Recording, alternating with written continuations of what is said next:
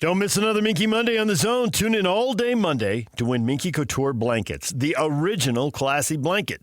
Minky Couture makes the perfect Father's Day gift, and Zone listeners get 50% off with code ZONE50. Don't miss Minky Monday on 97.5 The Zone. DJ PK, we're joined once again by David Locke, radio voice of the Utah Jazz. David, good morning. You guys go to Coldplay in Denver this week? Is that what that little trivia was when you fly out there to go see him? It was just Yacht deciding that was the band. Period. All right. Yeah. Oh, Friday with DJ and PK. You know, I was thinking the other day, if I was going to go on vacation and get away, the very last thing I'd want to do is talk to my two favorites, David James and Patrick Kinahan, and then I could turn it off and go on vacation. But not before I've talked to DJ and PK. And you are indeed going on your June summer vacation, your traditional trip right after this, aren't you? You're out of here. Yes, I'm on the way to the airport right now. Nice. We may have to pull over on the side of the road if you get verbose before I get into the parking garage. Hey, I'm not the only one here who rarely runs out of words. You rarely run out of words, but I wonder if you're running out of words to describe what Tyrese Halliburton is doing. That is 4 massive shots beating 4 separate teams in 4 rounds of the NBA playoffs. And on social media, someone has compiled all the clips and keeps adding to them. Apparently, he's 13 of 15, according to this, in the last 2 minutes. Game tying or go-ahead shots. And they got video all these shots. Even if they miss one along the way and the numbers aren't exactly right, it's really impressive. And watching, he goes left, he goes right, he goes all the way to the rim, he shoots a 3. I mean, it's all over the place. So this is probably the single most impactful playoff run in NBA history. Like, just in regards to shots, moving win probability at a given moment, one player's ever had. Players have probably had more dominant. Shaq in Orlando's playoff run was pretty dominant. Hakeem Olajuwon's had some dominating. But in regards to individual plays moving the meter on winning, I'm not sure any player's ever had a playoff run that's had this big an impact. Yeah. It's simply amazing. And I was wondering if you have the Thunder. Most of these guys, if not all of them, never been in this spot, and you can tell them, hey, Pacers never die, man. They got 9 lives, so you're up by 15 with 10 minutes to go. You can say all that, but how much do you have to go through something before you really understand what they're talking about? And that's, I think, the essence of Game 1 of a 7-game series, and we'll see. I mean, I was looking at the FanDuel line this morning. It's actually moved to 11 for Game 2. I think it was 8.5, 9.5 yesterday. They've actually moved it to 11 to Game 2. So the odds makers are not moved by Tyrese Halliburton in regards to who's going to win this series. But I think Indiana committed, 19 turnovers in the first half of this game. And then, so on that same level, PK, I think, you can tell Indiana, hey, they're swarming, they're handsy. Every time you get inside 2 feet to paint, a second and third guy crashes on you. You've got to make your passes a step earlier. They're going to give you open corner threes, all the same things everyone else said. But until you've played Oklahoma City and felt it, I don't think you are able to kind of understand it. And maybe the exact same thing is true for the resiliency of the Indiana Pacers and the way that they stay engaged in games for all 48 minutes. There have been plenty of series where Game 1 has not told us the truth about the series. I mean, there's a chance for everyone to scope out what the other team is doing and adjust. And I thought the second and third scorers for the Thunder in Williams and Holmgren, man, they both really struggled and did not make shots they normally make. And they're just not going to shoot like that the whole series. Now, when do they get going and to what degree? That's a good question, but they got to do better than that. I do think that Jalen Williams is a little bit of the bellwether here for what happens with Oklahoma City in these playoff series games and makes sense and Shea's consistent and he's the second scorer. And I wonder whether Rick Carlisle may say to Shea, yeah, guess what? You're going to average 38 a game. And we're just not going to let Chet Holmgren and we're not going to let Jalen Williams make plays, which then, Lou Dort hits 5 threes in the first half of this game last night, but is are you really relying on a 30% three-point shooter in Lou Dort to be able to make those plays consistently, time in and time out? And I think there's some interesting lineup things. Oklahoma City's great. Don't misunderstand me. But there's been some interesting lineup things with Oklahoma City that no one has taken advantage of yet. Maybe you can't. But when they play Harkenstein and Caruso and Dort, it's a brilliant defensive lineup. But, boy, that lineup should struggle to score. They had a lineup last night where they had Isaiah Joe as kind of their one shooter on the floor with either Jalen Williams or Shea. There's some level where in here I think there's a chance Indiana could force Oklahoma City into more offensive-minded lineups that then hurt them a little bit defensively. Could impact the way the series plays out, hopefully, because really anything in life would be better than Oklahoma City winning the title. You're so down on them. What was your original initial reaction to Austin Ainge? Yeah, I think I wasn't surprised that we hired Austin Ainge. I was taken aback when Ryan Smith said it's Austin's show, and maybe I just missed it. I didn't expect that. I thought he was going to be, one of the people in the front office. But yeah, I was a little taken aback, not in a bad way, just surprised when at the press conference he said this is Austin's show, and it's a seismic shift to the front office. I think that's. And I wasn't expecting a seismic shift to the front office. What will be the seismic difference between the two Ainges? So I don't know that, but you just definitely have a different decision maker, right? Like if Justin Zanuck is now reporting to Austin Ainge. So I just think, and I think you have Austin Ainge is going to be much more actively involved in that room than Danny was. Like Danny's been very clear the whole time. They're like, yeah, I'm involved and I'm making decisions, but I'm not going to be in the grit and grind of it all. I've got a feeling listening to Austin Ainge, his interview with you guys and at the press conference and with JP Chung on Roundball Round, he's going to be in the grit and the grind. I have a feeling that Austin Ainge is going to be spending 20 hours a day at that office. And so he's going to have a real stamp on this in a way that's just a different person running the show who's hands-on there day to day with just a much larger impact on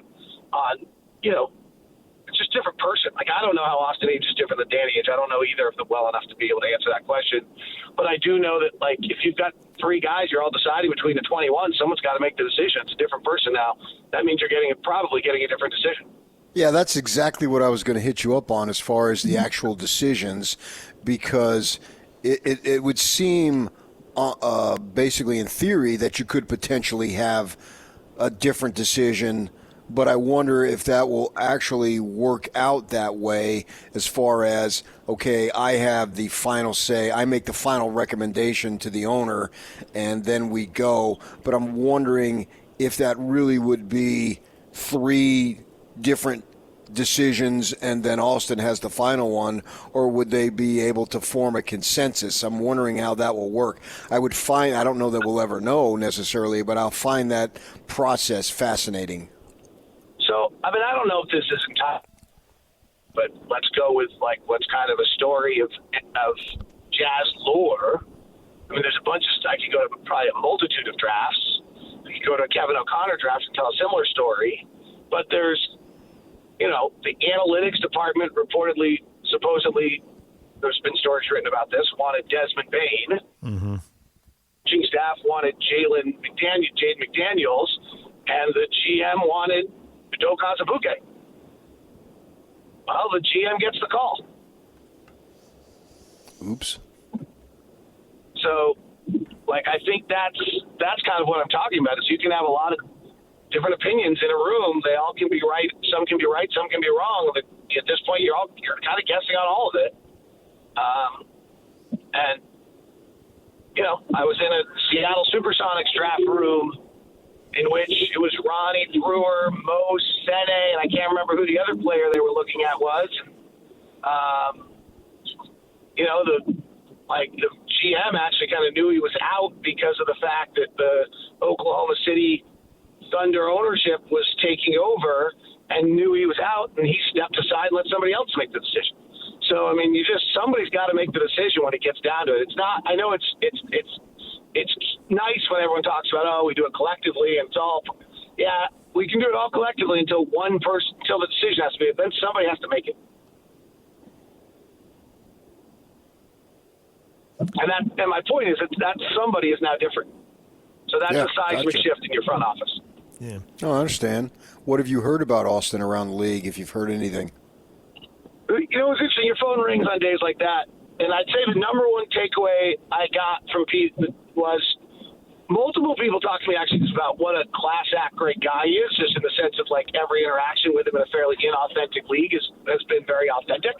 Someone just even referenced like this year going to Boston, and he came up and said hi and wondered how things were going in a way that was just real, rather than a lot of the communication in this league is I need something, I want something, I'm trying to figure something out.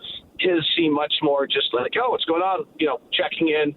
Was very appreciated by the person I was talking to, and they said that's pretty consistent to who he is and how he interacts.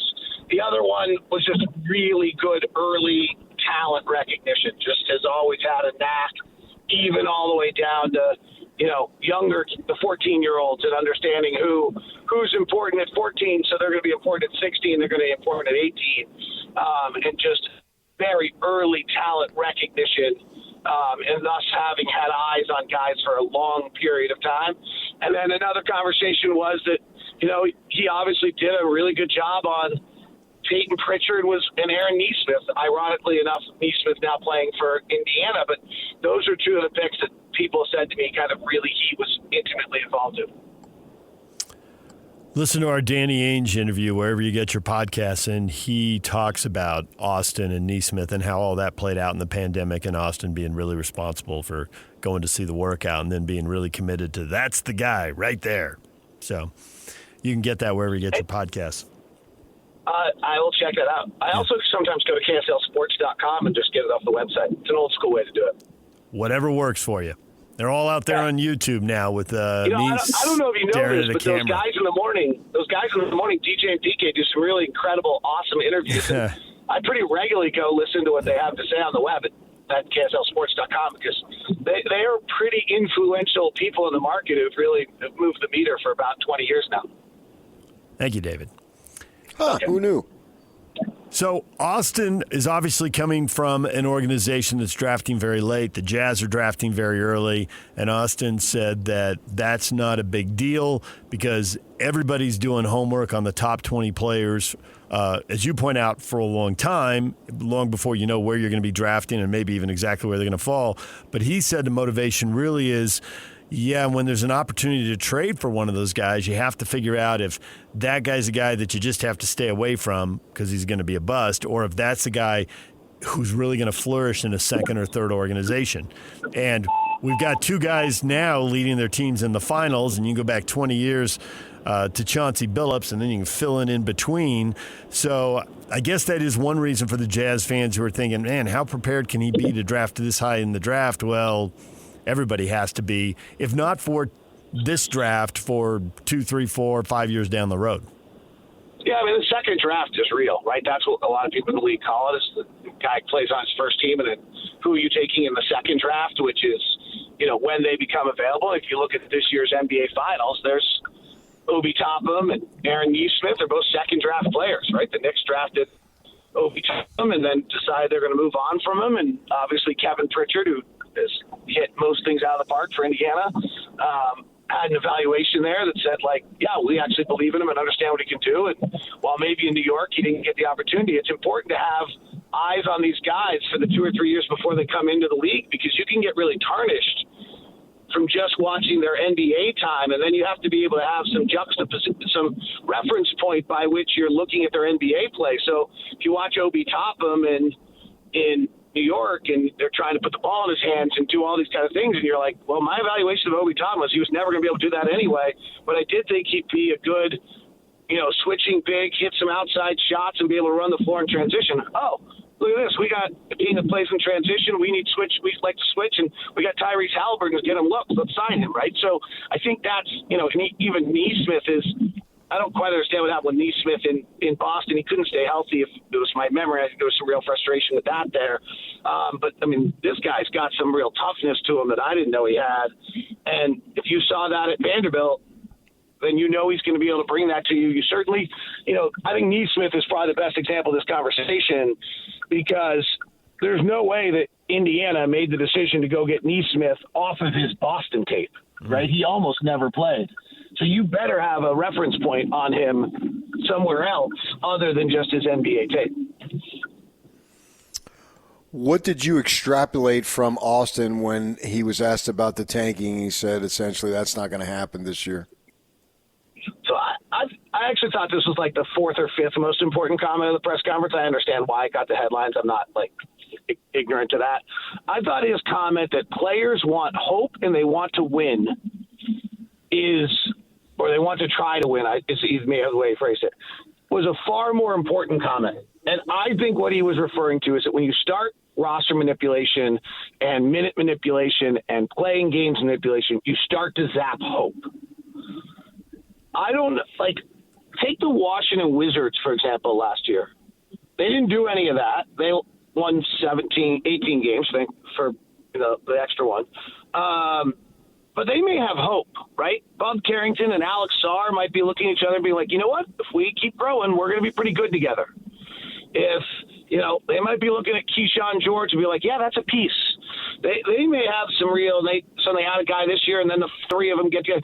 I think you can win 18, 19, 20 games and still have – and be trying to win every night and still have hope, because Trey Johnson and Keyshawn and Keontae George begin to find a combination, or, Isaiah Collier and Kyle Filipowski begin to come together and grow together and see where they might be able to go. And it may not be hope for March of 2026 or April of 2026. It might be for 2028 or something of that sort. But it's important that they have a vision to where they're trying to go and where they're trying to go together. And I think that's what I took from that comment. They want to win and they want hope. Okay, you can try to win in this league and not do it, but still try to win every night. And you can grow and have some hope. I didn't take his comments in any way, shape, or form leading me to believe we are going to completely add two big-time players, try to win 45 games next year. I didn't hear that. I know a lot of people did. That's not what I heard out of that press conference. David, we'll leave it right there. You enjoy your vacation, and we will talk to you when you come back all tanned and rested and relaxed and ready to go. Can I tell you what? Another sign of the DJ and PK perfection. I'm literally turning left right now into whatever parking company is a sponsor of KSL Sports Zone, because I don't want to say, because I don't know who your sponsors are, right at this moment. I mean, just pure perfection, DJ. Always. You're amazing.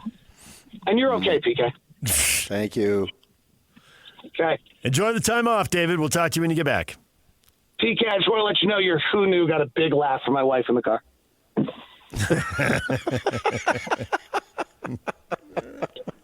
Okay. You're the best, guys. All right, see ya. DJ and PK coming up. Travis Hansen, more hoops with a former BYU basketball star. The Cougars coach gets a new contract. You think Travis is looking at Austin Ainge thinking, I need to do that? Or you think he's looking at Austin like, he is crazy to be in that line of work? Travis's name, not by me, has been linked to the Atlanta Hawks. And I don't know what I'm available to say, but it's a possibility unless something has changed in the last week, if you get my drift. Yeah. Well, we'll talk to Travis coming up at the top of the 9 o'clock hour. Jason Kreis, Real Salt Lake Director of Operations and Special Projects, is next right here on The Zone.